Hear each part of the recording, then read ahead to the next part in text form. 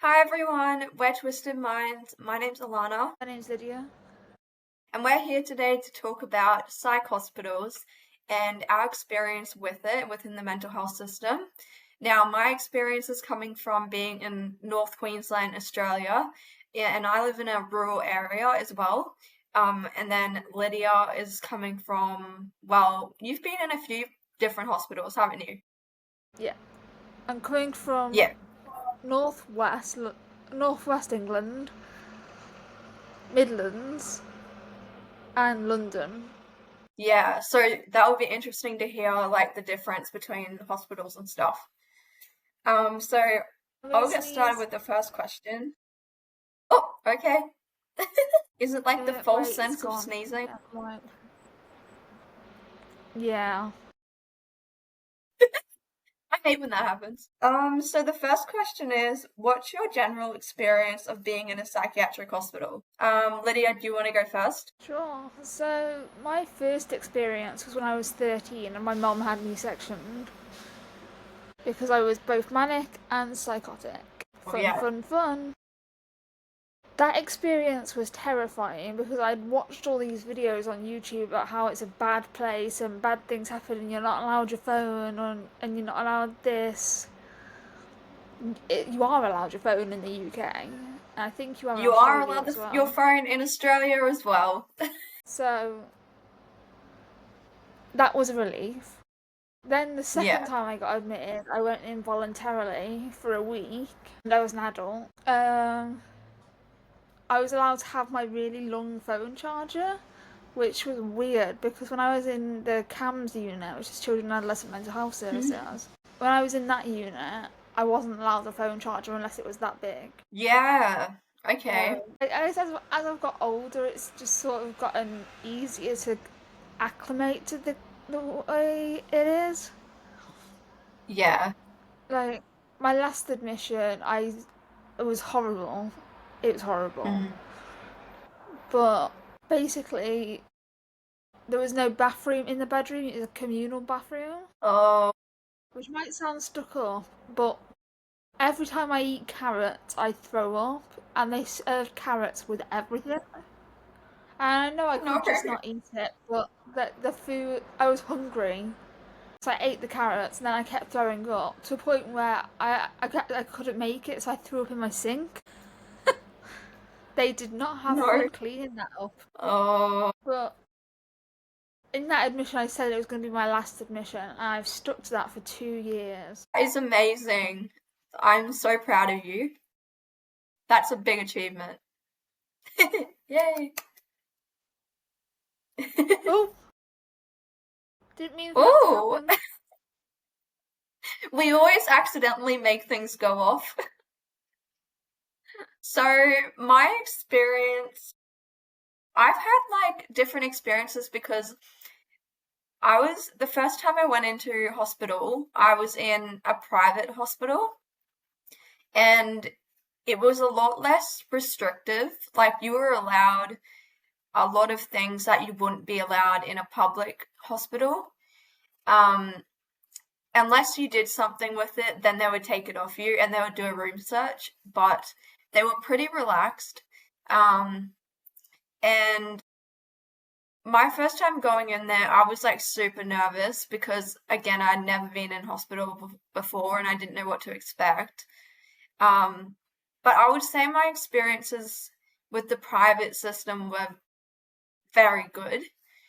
Um, then when was it? Last year, got put in the mental health acute unit, which is like through the public system. And that was like, and I was under a mental health act as well. So we don't have sections here. We just have like a mental health act where they can legally hold you for however long they want. And you have to do like a tribunal if you want to try to get off it and everything. But that experience was really horrible. Because I felt like I was in prison. Like the environment looked like a prison. And it was just like really like not like it wasn't really clean, and there was just so many unwell people, like because this was an acute ward. Like obviously I was really unwell, but there was so many other people who were so unwell, and it was a bit like confronting. And I wasn't allowed, because I was there for, basically I was gonna like attempt, because I was there for that, I wasn't allowed like literally any of my stuff. Like if I wanted something, I'd have to go to the nurse and ask them to get it out of the room, out of my locker, and then I have to use it in front of them and then give it back. So I wasn't allowed to have anything. We weren't allowed, didn't matter what, you weren't allowed even small like phone charges. You were allowed your phone, but only if they deemed it okay, because some people were using it for like bad reasons, and it was like, you know, I don't know, doing stuff with it. So they would be allowed it. But That yeah, reminds me of a little story I can tell. yeah, So, when I was in a private hospital, I really wanted to SH, yeah, as we do when we're unwell. and I bought a phone that was really cheap off Amazon. Yeah, And when it came, I went to my room and I started smashing it against the corner of the desk. you got creative. I got creative. Oh, the things you do. Honestly, when you're unwell, like it to most people it sounds like probably a bit extreme, but when you're really unwell, like you do things that are not what you would normally be doing. We can put it that way. Yeah. Um, do you want to read the next question? Oh no, did you read the first question? Yeah. Okay, I'll read the second one. Is there a particular experience in a psych hospital that changed your opinion? I'm trying to think. I think the first time I went into the public system would probably be like, because it was so like such a bad experience. I would say that one would be like my worst experience. I've been in the public one again since then, and I would go in there again if I needed to. Um, but the second time I went in voluntarily, so it was a lot better because I was like allowed a lot of my stuff, and I wasn't watched as much and everything like that. So yeah. I think for me, it would have been when I got sectioned for the first time as an adult. Because when you're Mm, in there voluntarily, you're allowed more things. yeah. But the first time I was sectioned as an adult changed my opinion because I wasn't allowed anything. I Yeah, wasn't even same. allowed, like, I wasn't allowed coat hangers. Like, I wasn't allowed. What wasn't I allowed? I wasn't allowed to have bottles with lids on. I wasn't allowed shampoo or I wasn't conditioner. allowed, yeah, no shampoo or conditioner or soap. No, yeah, no. No hoodie strings. Yeah. And it just really, I was like, oh my god, like, I can't do anything. Yeah, you feel really like, Even with pens, go on. yeah. Sorry. No, I was just gonna say, when you have all your stuff taken away and like people are watching you all the time and stuff, you feel like very like kind of violated, and like your rights have been taken away. So it's quite difficult, and it can be really like traumatizing for your first experience. I think the thing that changed my opinion was getting injected for the first time.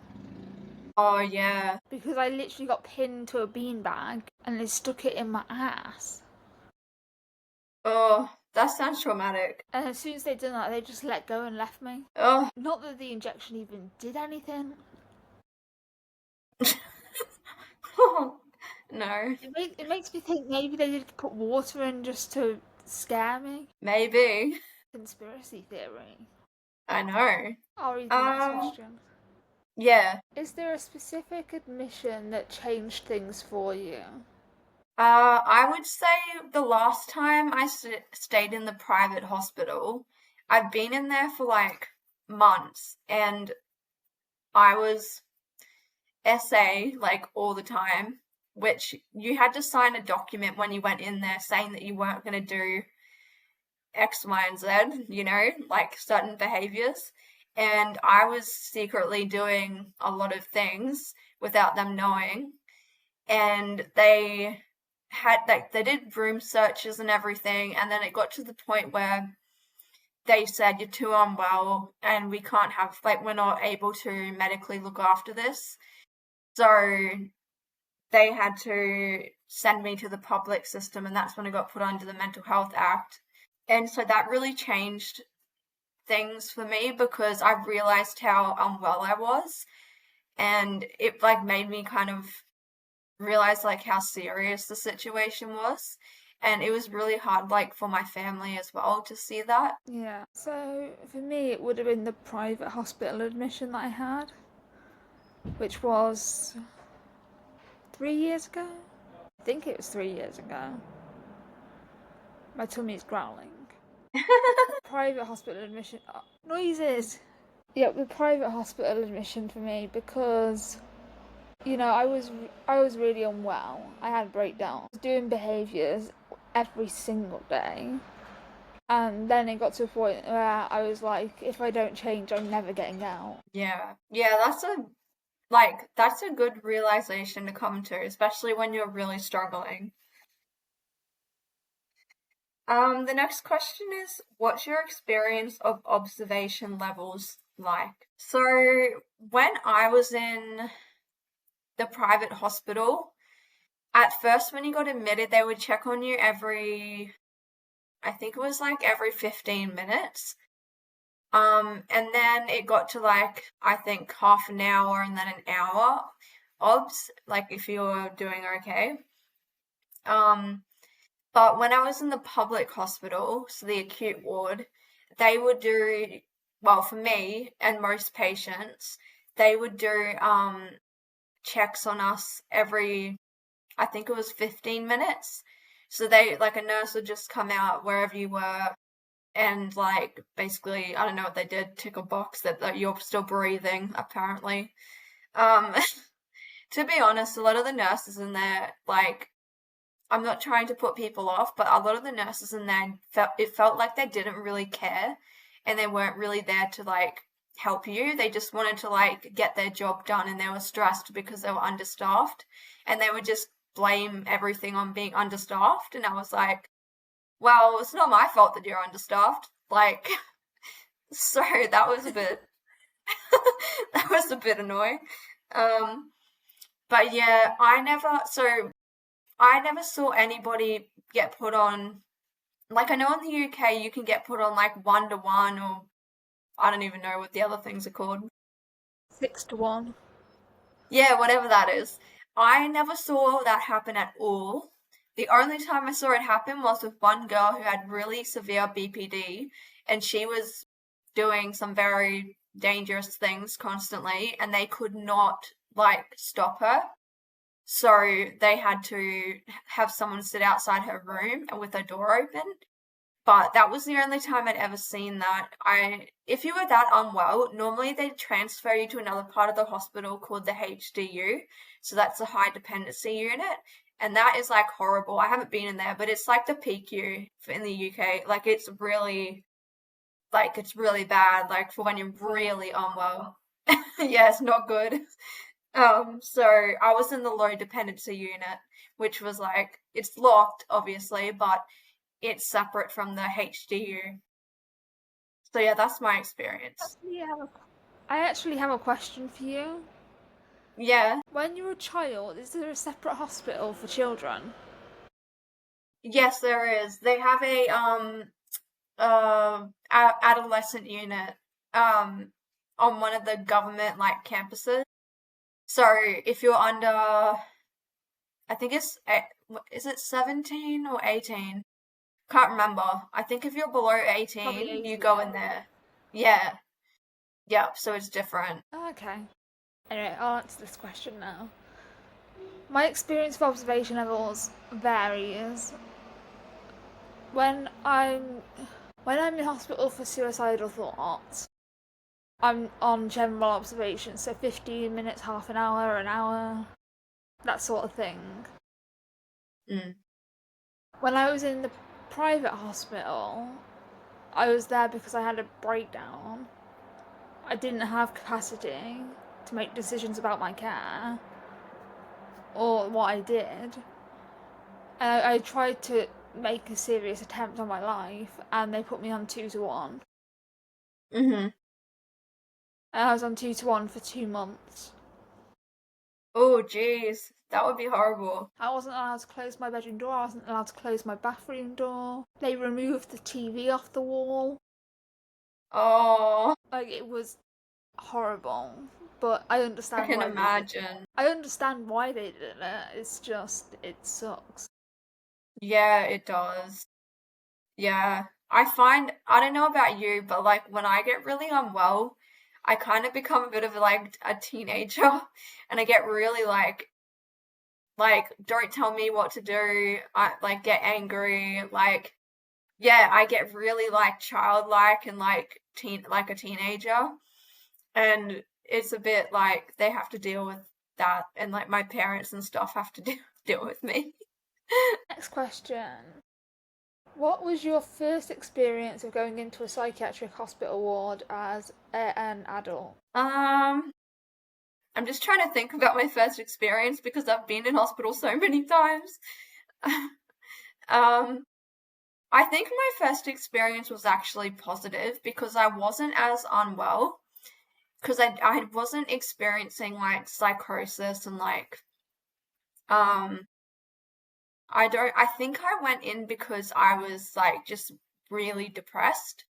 I can't remember exactly because it was like 3 years ago, but my first experience was quite positive. Over time, the more admissions I had, it definitely wasn't that way. I didn't feel like I was getting the help that I needed, and they were kind of just, like, they were kind of just babysitting me in a way. So, yeah. Yeah. My first experience as an adult was in northwest England. And basically, the ward I was on was an acute ward. And I was there because I tried to murder myself. Yeah. Self murder. And I wasn't on any level, like, they wasn't checking on me. Oh, And then that's weird. then my depression turned into mania. And I ended up calling my friend with this big plan of making a feature film, saying how I'm not going to pay my last 2 months' rent, I'm just going to move out early and we'll have £2,000 to spend on this film. We can do it together because we're both studying film. Didn't happen, but yeah, my first admission was a bit mixed. Yeah. Yeah, when you're manic, like, you get all these big ideas and you're like, this idea is the best idea in the world. But I was working So out the next, budgets and oh everything. yeah, really? Yeah, I made plans. I wrote a script. You were One of the staff members serious? overheard. One of the staff members overheard me talking to my friend on the phone, and she came in and she said, "What are you doing?" "I'm planning a feature-length film." She laughed and she came back in and said, "Are you a film student?" Me, yep. While you're in the psych ward? Oh gosh. The next question is, what were some key items you had with you that helped? So, when I was in the public system, I was like kind of limited with things that I had. Like, I wasn't really allowed much. Yes, you have your unicorn. I don't My have baby. my squishmallow here because I'm in a different room, but I have this one squishmallow that I would take to every hospital admission. It's like a squirrel. It's got like a rainbow tail. I know the squishmallow. It's so cute and like it would be my comfort thing. Like that was the number one thing. The other thing I would take with me was my Switch and a coloring book. So those were the main items that I have that to kind of like comfort myself. Well, in my last admission, I had my unicorn. Obviously, You can't go anywhere without I'm your very attached unicorn. to my unicorn. I'm very attached to Mr. Unicorn. Yes, you're codependent on Mr. Unicorn. Unicorn is coming to Australia with me next year. I'll get to meet Mr. Unicorn. He's coming in my hand luggage. Whip him out on the I'm plane, too be like, attached. here's my comfort animal. He works as a headrest. Yeah, multiple uses. Multi-purpose unicorn. But I also had colouring books, makeup, and I had my little camera, Yeah. so I was able to make videos while I was in hospital. The rule Mm-hmm. was is I couldn't take the camera out of the room, Yeah, yeah. which is quite nice because most hospitals don't actually let you take a camera in. Mine wouldn't let me take a camera, but I would just make videos with my phone and they wouldn't know. So That's they don't know nice, about one. that. Yeah, I would just make videos anyway. Next question. Have you ever been forced medication? Yes. You can start with that one because you have experience with this. I don't. Yes, I Well, have. kind of do. I have been forced medication a lot. Because in my year-long hospital admission, which was when I was in a private hospital, I started to refuse my meds. Oh, okay. And when they gave it me, I would run in my bathroom and throw it back up. Mm, Because this is when my haloperidol dose was split to morning and night. yeah. When I took it in the morning, I just went to my bathroom and threw it up because I didn't want to fall asleep all day.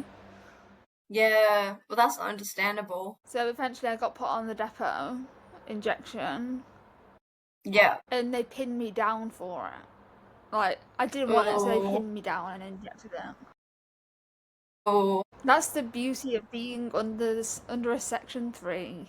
They can do that. They seem to do it so much there because, like, I know here within Australia, like, I've talked to so many people who've been in psych wards, whether it's private or public, and this just doesn't seem to happen as much. Yeah, the UK like to restrain, inject, abuse. Yeah. Well, with me, I've never really been like forced medication in the same way that you've been. But I have, when I was under the Mental Health Act, I was put on other medications and I didn't want to be on them. But I had no choice because I was under a Mental Health Act. They could do whatever they wanted. So they put me on lithium, which I was really upset about because I didn't want to be on it. I'm not going to go into the reasons why, but it's just a personal thing. And that was really frustrating because like I felt like I had no say in my medications. Like they literally just decided to put you on whatever you want, like whatever they liked. Because you got put under Tudor, didn't you? Yeah, I got put on to all sorts of things. I don't even remember the half of it. Yeah. The next question is, what's one thing you had that you didn't think you'd be allowed? For me, that's my camera. Yeah, I would say my phone. My phone, yeah. When I first went into hospital, I was like, can I keep my phone? They was like, yeah, of course you can. And I was so shocked because all these American people I watched was like, oh, I wasn't Oh, allowed tell my me about phone. it. Like, Yeah, you know, I get millions of comments from American people. I'm sorry, Americans, but I get so many comments saying, why are you allowed your phone? You're not allowed your phone. And I'm like, well, I live in Australia. Our rules are different here. You're allowed it as long as you're not doing something bad with it that's impacting your mental health or impacting someone else, then you're allowed to have it. for me, it was definitely my camera that I thought I wouldn't be allowed because Yeah, I'm surprised they let you have that. I signed an agreement saying I wouldn't film anything outside my bedroom Oh, okay. and I wouldn't record staff. Yeah. So, yeah. Next is public or private? Private. Yeah, I would say private is a lot nicer and less restrictive. But the problem is with me is that I'm at the point now that when I get unwell, I'm acutely unwell. So I have to go into the public hospital because it's an acute ward. Um, but if I could go private again, I'm not allowed to go back into that private hospital. They basically kicked me out because I didn't follow their rules. But to be fair, I was really not well. Um, so yeah, I I would remember prefer that. private. Yeah, I was very mad about that. I can remember the day you got kicked out of that hospital. Yeah, yeah. because you Yeah, messaged Lydia me. knows the whole story. I thought that was like a car or something driving past. Nah, I don't know what I'm hearing. There are cars driving past, but I think it was a bus. Do you want to do the next question? Sure. Tips for people who are going into hospital. Number one, I would say to have, this is what Lydia does, so I'm stealing the idea of you. Have an emergency bag packed with all your stuff so that if you have to go to hospital or if the ambulance gets called or whatever, however you get to the hospital, you have your stuff with you and you don't feel as like, what's the word? Like, I don't know, lonely. Like at least you have some stuff there to do. Been in hospital and had nothing before Yeah, for yeah, 2 weeks. yes, it's hell. I had to wear hospital pajamas. Psych wards are the most boring places ever. Like literally. Literally. Oh my gosh, there's nothing to do. Another bit of advice I do have is find a comfort animal Yes, do that. I like that one too. because it soothes you and you can cuddle it. And Yep. I sleep with mine. mine lives down the side of my bed. But I love Mr. Unicorn. He's a very loved animal. He's a bit flat. Just a bit. I squished him a little bit because during my last admission I lay on top of him to sleep because the pillows were bullshit. Oh, same. The pillows, because they're not, they have to make the pillows so that you can't suffocate yourself. So the pillows are horrible. Oh, I hated it. I remember one admission I ended up buying my own pillows. I wanted to do that and they were like, no, you're not allowed to bring that in. They wouldn't let me. But I would also say, like, like, I know it's a bad situation, but try to think of it as you're hopefully going to get some help. I know that sometimes, like, that doesn't happen, like, in reality, but, like, even though it's a really bad situation, like, try to think of it as you're going to be safe and you're going to get some help. So that can Definitely. kind of help you. Yeah. The next question is, how did you find your first ever admission? So my first one was quite good. I had a really good psychiatrist, which is the reason why I really liked the hospital, because she was a really, really good psychiatrist and she really listened to me and she kind of did a bit of counseling with me as well. The nurses were like really lovely and I met a lot of really amazing people. In all my psych ward experiences, I've met amazing people, like the most lovely people, um, who are just like going through a hard time like you are, but they're like really nice for like most of them. And yeah, I think I had a positive experience my first time. My first time in a hospital was against my will. I was Yeah. 13 and I was scared. But basically my mom called the police saying she needs sectioning, so they got a warrant and put me on a section 135. And they took me to the hospital. They assessed me, they put me on a section 2. Sectioned. Yeah, that's a really rough experience, especially your first time and you're only like 13. I'd be terrified as well. Yeah, that's my experience. Mm. I can't really remember what happened in that admission, but You were probably too I do have an traumatized. You excuse. probably blocked it out. I do have an excuse lined up. It was about 17 years ago. Yeah, exactly. After a while, when you've been in hospital a lot, everything meshes together and you're like, I have no idea what I did in which admission. And then we got And one more question left. the final question, how did the wards deal with self-harm and suicide attempts? Ending it on a really positive note. I know. You can go first. So their reaction was to search the room, ask you to hand over anything sharp you have, get another staff member to search your room while that you're outside the room. And when it comes to suicide attempts, they put you on to one-to-one. Yeah. Yeah, here they do the same thing. Like they'll search your room, they'll ask you, well, first they'll ask you if you've got anything, and then regardless of what you say, they'll search your room. They'll take everything away that they think could be potentially harmful. With self-harm, they basically just like bandage it or whatever. And then if it's bad enough, you just get sent across the road to like the general hospital to get like it treated. Like a nurse will take you or whatever. With like suicide attempts, they normally will put you in the HDU. So like they'll move you into the more intensive care ward where you literally watched like basically it's 1-to-1, like you're watched 24/7. You're not allowed like anything. You're not allowed a phone. It's very like serious. So they do take it very like seriously, obviously, because it's like your life that That's that weird, you're playing actually. with. You're not allowed your phone in HDU. No, you're not. I don't know why. I think Because because people, in PICU yeah, wards, you're allowed your phone. I don't actually know why. I'm gonna ask. I have someone I work with, and we do stuff for the mental health system, and I'm gonna ask her why you're not allowed it in the HDU because I'm actually very curious because no one's ever told me why. Curious as well. I know. I'm not sure. I really don't know. I think people were doing things with it like that they weren't meant to be doing. I don't know.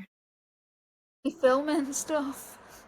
Yeah, probably ringing people. Oh, people would ring people they weren't allowed to ring, or they'd ring the police and tell them that they're stuck in the psych ward, and you know what I mean? Like people were doing all sorts of things.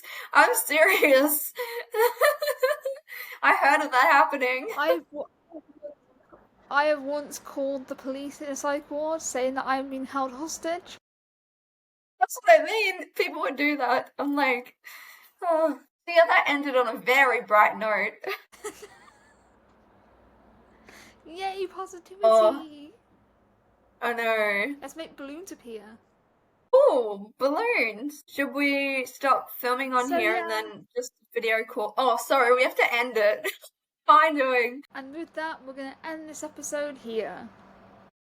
Make sure to subscribe and give this video a thumbs up. Also check out our main channels, which are linked in the description down below. Bye. Bye!